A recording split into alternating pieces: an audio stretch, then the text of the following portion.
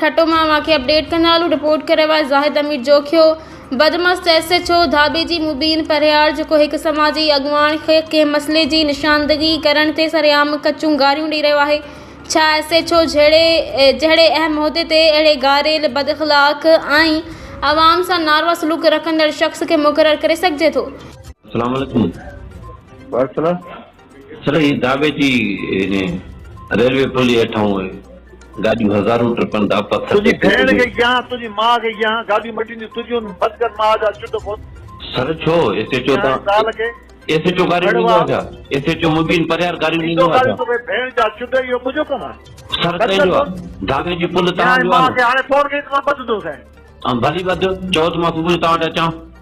तू अच तुझी भेण के आम अच SHO मुबीन परियार गाड़ियों पे तो दे